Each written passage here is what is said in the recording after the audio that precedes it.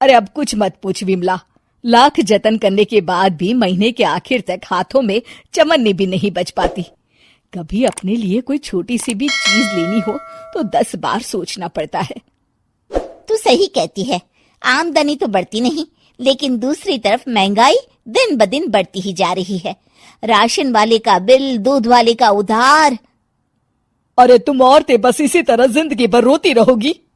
खुद के पैरों पे खड़े होने की सोचो, तब तुम्हें पैसों के लिए किसी का मुंह नहीं देखना पड़ेगा। अरे तू इतनी बड़ी बड़ी बातें कर रही है, तू ही बता दे हम क्या करें।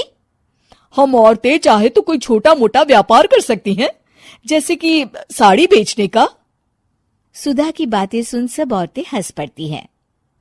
ना भाई ना, मेरे पति को ये सब पसंद नहीं है, वो तो मुझे मार डालेंगे।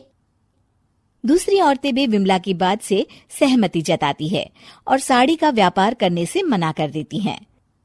अगले दिन सुधा अपनी सास से ये बात कहती है।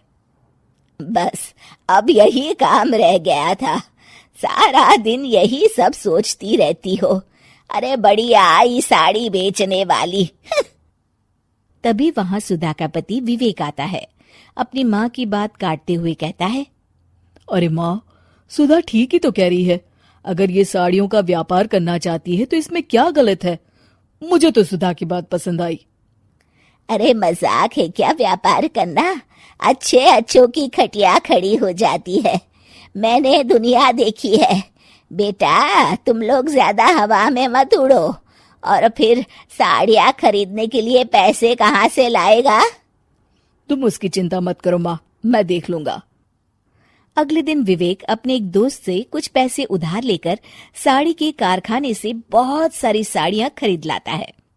ये लो सुधा, तुम्हारा ऑनलाइन अकाउंट बन गया है। अब लोग घर बैठे तुमसे साड़ियां खरीद सकते हैं। ये तो बहुत अच्छी बात है। हाँ, और इतना ही नहीं, मैंने इसमें सभी नई डिजाइन की साड़ियों की फोटो भी अपलोड कर दी है। अब बस तुम देखती जाओ। कुछ दिनों के बाद। नमस्ते, मुझे सुधा जी से मिलना है। ओहो, तू कौन है और मेरी बहू से तुझे क्या काम है? माँ जी, मैं सुधा जी से साड़ियाँ खरीदने आया हूँ। अरे बड़ा बेवकूफ है तू, इतना बड़ा मीना बाजार छोड़कर यहाँ साड़ी खरीदने आया है। तेरा ऊपर का कोई पेच ढीला है क्या?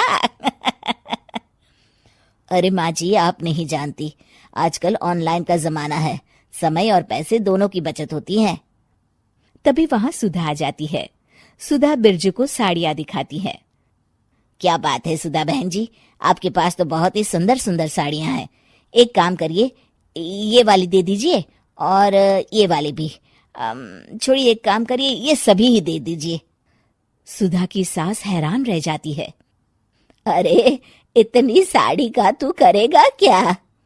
अरे माँ जी, मेरी बीवी पहनेगी। अरे कितनी बीवियां है तेरी? माँ जी, आप भी ना, बीवी तो एक ही है। पहले तो मैं 2-4 साड़ियाँ लेने आया था, लेकिन अब पूरी 20 साड़ियाँ ले जा रहा हूँ। ये लीजिए सुधा बहन जी, आपके पैसे। चलता हूँ। धीरे धीरे सुधा के द्वारा घर में खोली गई छोटी सी दुकान चल पड़ती है और देखते ही देखते सुधा के घर ग्राहकों की लाइन लग जाती है। पैसों की आमदनी देख सुधा की सास की आंखें फटी की फटी रह जाती है।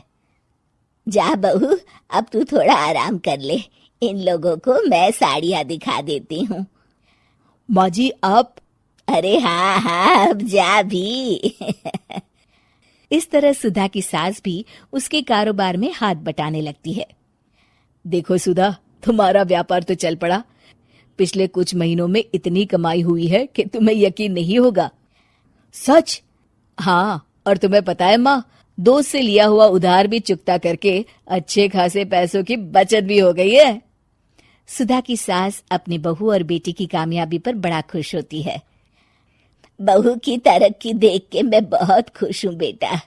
तूने साबित कर दिया कि अगर पति का सपोर्ट मिले तो पत्नी कुछ भी कर सकती है।